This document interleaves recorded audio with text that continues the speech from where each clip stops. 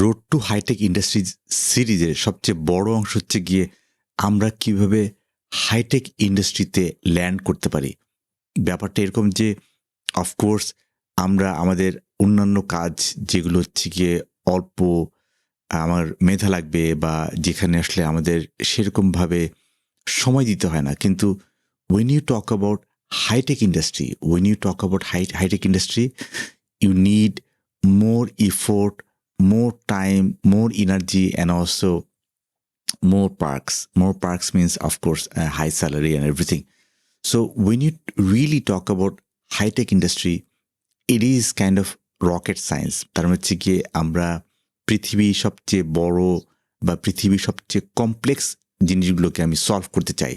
So that is high tech industry. এবং আমি যেহেতু একটা লম্বা সময় ধরে এই ধরনের কাজের মধ্যে ছিলাম, সো আই আন্ডারস্ট্যান্ড যে এটার স্টেপিং স্টোন বা এটা যেখান থেকে শুরু হতে পারে সেই জায়গাটা নিয়ে আমাদের অনেক সময় অনেক ধরনের মিসকনসেপশন থাকে যে আমরা আসলে কোথায় শুরু করব। মানে if I really want to join high tech industry, even staying in Bangladesh, where would we want to start, or where would you want to start? So এই ব্যাপারে কিন্তু আমি এর আগে অনেক কিছু দেখিয়েছি, ডেটা অ্যানালিটিক্স দেখিয়েছি, আমি ডেটা সায়েন্টিস্টের কাজ দেখিয়েছি, তারপর এর পাশাপাশি আমরা আরও অন্যান্য অনেক কিছু দেখিয়েছি।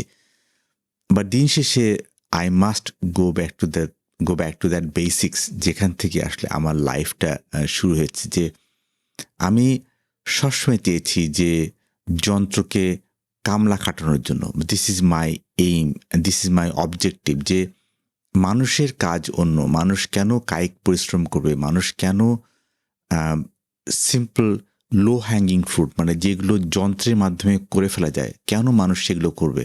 যেমন আমি যদি এলিভেটরের কথা বলি, এলিভেটর বা আমরা যেটাকে বলি লিফট, যে একটা বিল্ডিংয়ের লিফটে আগে তো ছিল বিল্ডিংয়ের লিফটম্যান মানে লিফটম্যান, কিন্তু সে একটা লিফট চালাতো। সো দ্যাট হ্যাজ রিয়েলি গন। তার মানে হচ্ছে কি যে ওই যে লিফটম্যানের কাজটা চলে গেছে যন্ত্রের কাছে। আসলে কেন একজন মানুষ লিফটের মধ্যে সারাদিন দাঁড়িয়ে থেকে লিফট অপারেট করবে আরেকটা মানুষের জন্য? It doesn't make sense.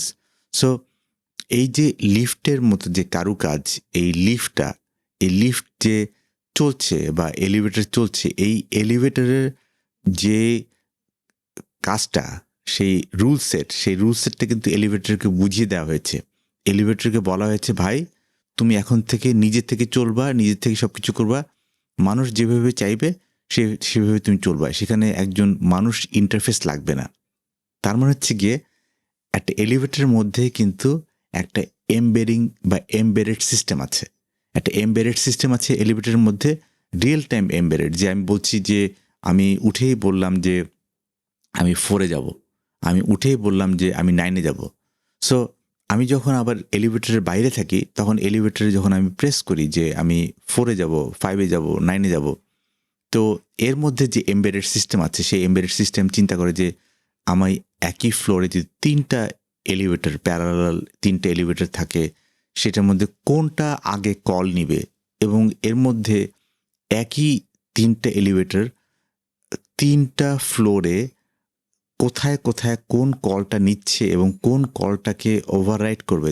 যেমন আপনি দেখবেন যে অনেক সময় আপনি ফ্লোর 4 নম্বরের ফ্লোরে আছেন, কিন্তু আপনি দেখছেন যে এলিভেটরটা নামছে, আপনি দেখছেন যে এটা 6 হচ্ছে, 5 হচ্ছে, আপনি 4-এ চাপ দিলেন, 5 হলে 4-এ চাপ দিলেন, যেটা আপনার 4 হয়ে যাওয়ার কথা, কিন্তু ওটা আসলে নিল না। মানে হচ্ছে গিয়ে তার যে টাইম যে আপনি যখন চাপ দিবেন, চাপ দেওয়ার সঙ্গে সঙ্গে সে যে 4-এ এসে থামবে সেটা না, সে একটা টাইম ক্যালকুলেট করে যে কোন কলটা কখন নিতে হবে।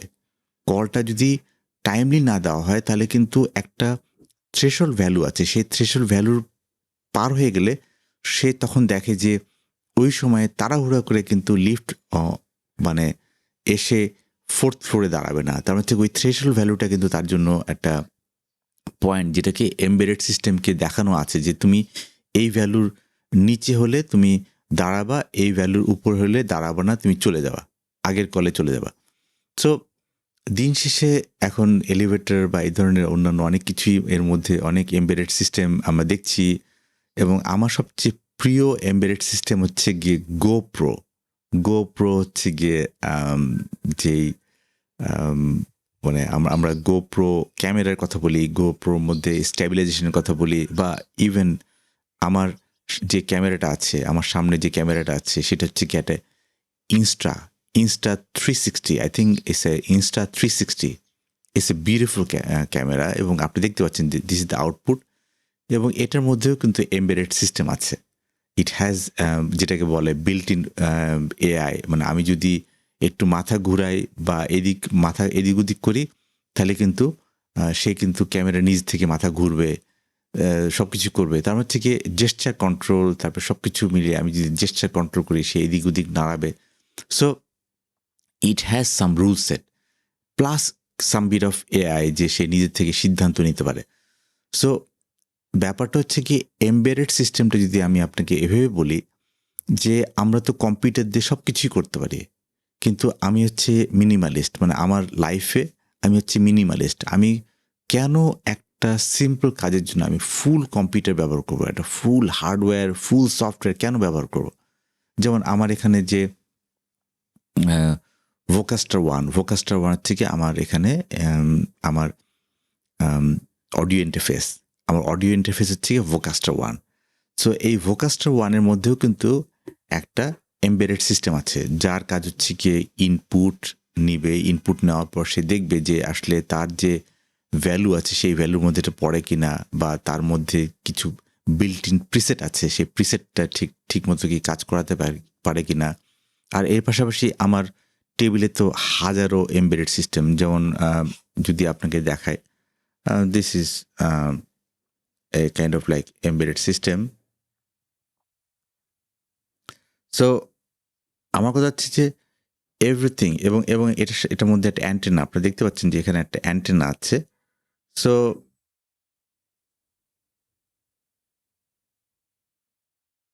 and it's a very small thing, it's a very small thing with an antenna.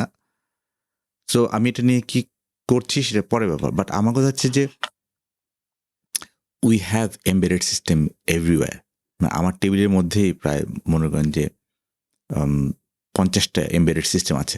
So embedded engineering হচ্ছে গিয়ে আর একটা ক্রুশাল জিনিস, যেটা আমি খুবই মনে করি যে যারা এই লাইনে থাকবেন তারা আসলে এই এমবেডেড ইঞ্জিনিয়ারিং বা এটা আপনাদের জন্য প্রযোজ্য।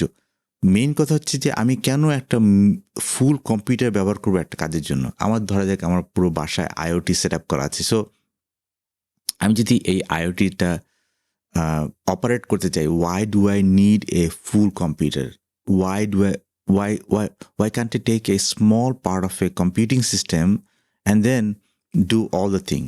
যেটা আমি বলছিলাম যে একটু আগে, যে এই জিনিসটা ধরে এটার মধ্যে আমার যে প্রসেসরটা আছে, এটার মধ্যে একটা প্রসেসর আছে, বাট আমি মনে করছি যে এরকম প্রসেসর না, I can do many things with a micro controller. একটা আরডুইনো মাইক্রো কন্ট্রোলারের মধ্যে যেই একটা আরডুইনোর মধ্যে যে মাইক্রো কন্ট্রোলার আছে সেটাই is more than what it can serve.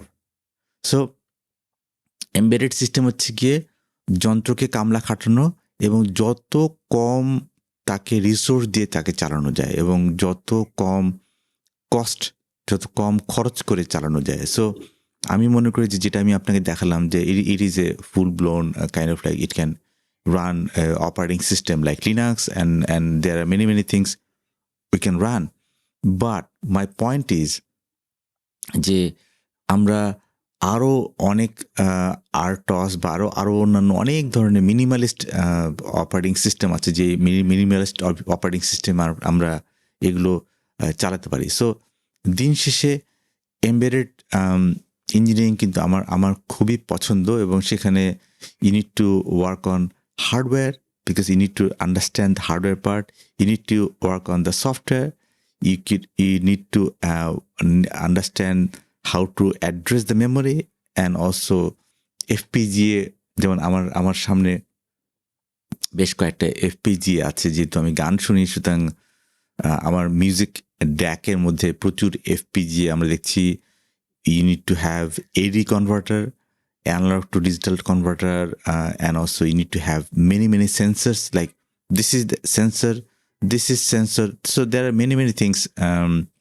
Camera মধ্যে CCD sensor আছে, CMOS sensor আছে. So you should be able to control those sensors, and also you need to be able to have a user interface, and then you could have some processing, and also you need to have some actuators, and also you need to have many things. So point being, আমি যেটা বলছি যে um, and also you need to have diagnostic support, because দিন শেষে যখন আপনার যন্ত্র ঝামেলা করবে তখন how do you diagnose the problem, and also you need to have many power system, because ওইটা চালাতে একটা পাওয়ার সিস্টেম লাগবে। সুতরাং পাওয়ার সিস্টেমটা আসলে কীভাবে সিপিইউর সাথে যোগাযোগ করে কম পাওয়ার লাগবে, মানে কখন বেশি পাওয়ার লাগবে, কখন কম পাওয়ার লাগবে, কখন কনজার্ভ মোডে যাবে, এরকম অন্যান্য অনেক কিছুই আসলে এখানে আমরা কানেক্ট করতে পারি।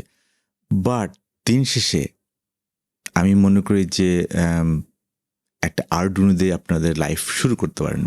If you really want to get into embedded system, you could start with a microcontroller, which is like Arduino. Arduino has a very simplified microcontroller, and we could do many things. So আমার কথা হচ্ছে যে we could do wonders, এবং basic একটা structure যদি আমরা বলি যে একটা এমবেডেড সিস্টেমের মধ্যে, তার মধ্যে যেটা আমি বলেছি যে সেন্সর থাকবে, যেটার মধ্যে এডিডিএ কনভার্টার থাকবে, অ্যাসিক এবং যে প্রসেসরগুলো আছে সেটা থাকবে, পাশাপাশি হচ্ছে অ্যাকচুয়েটর থাকবে। সো আর ফিউচার ট্রেন্ড যদি আপনারা বলেন যে future trend is high, very high, I must tell you, very high in a sense যে আমরা যেভাবে এখন কাজ করতেছি মানুষরা, এটা আর থাকবে না। সো আমাদের অনেক কাজ কিন্তু এমবেডেড সিস্টেমে দিয়ে রিপ্লেস হয়ে যাবে, এবং আমি আমার বাসার মধ্যে অনেক কিছু কিন্তু এমবেডেড সিস্টেমের মধ্যে দিয়ে দিয়েছি। আমি কম্পিউটারও চালু করি না। যেমন আমাদের ফোন, আগে তো কী হতো, একটা বড় কাজ করতে গেলে বা একটা ইমেল টাইপ করতে গেলে বা আমাকে হোয়াটসঅ্যাপ বা এই ধরনের কাজগুলো, আগে আমাকে মেসেঞ্জার টেসেঞ্জার কিন্তু সব কিছু পিসি চালু করতে হতো, আমাকে একটা পিসি চালু করে তারপর কাজ করতে হতো। এখন we have a embedded system like phone, and the phone is a perfect example of A brilliant embedded system, যার মধ্যে লিনাক্স একটা অপারেটিং সিস্টেম আছে বা whatever iOS. So these are embedded system which helps our lives easier. So obviously IoT and other thing, and also machine learning is coming in, deep learning, and many things, virtual reality. So the embedded system, the future of embedded system is huge. How do you start? Obviously you could start with a Arduino, and then you could start with some C programming language, because if you see, the Arduino can interact with C, and they have a own IDE, এবং এটা আসলে ওই লেভেলে আমরা কাজ করতে পারি। So আমি যেটাকে বিশ্বাস করি যে embedded engineering is the high-tech industry. So if you start embedded engineering, আপনি ইলেকট্রিক্যাল ইঞ্জিনিয়ারিং থেকেও কিন্তু আপনি এমবেডেড সিস্টেমে, এমবেডেড ইঞ্জিনিয়ারিংয়ে যেতে পারেন ইলেকট্রিক্যাল ইঞ্জিনিয়ারিং থেকে। বিকজ আমি আমাদের মিলিটারি, আমি যেহেতু মিলিটারির একটা লম্বা সময় আমি সিগন্যাল করে আমি ছিলাম, সিগন্যাল করে আমাদের signal basic course was a godsend. I know that signal, এখানে হচ্ছে গিয়ে আপনার পুরো কমিউনিকেশন ইঞ্জিনিয়ারিং থেকে শুরু করে সব কিছুই কিন্তু ওখানে আমরা কাভার করছি। So electrical engineering is the way to go. But if you want to come from the software part, like you could come from the computer engineering thing, you could also come to the embedded system. So from the electrical engineering standpoint of view, এখান থেকেও হবে, আবার computer engineering স্ট্যান্ডপয়েন্ট of view থেকেও কিন্তু আপনাদের এটা করা সম্ভব। বিকজ দিন শেষে the embedded engineering, it is skyrocketing. আজকে এ পর্যন্তই। থাকছেন তো সামনে।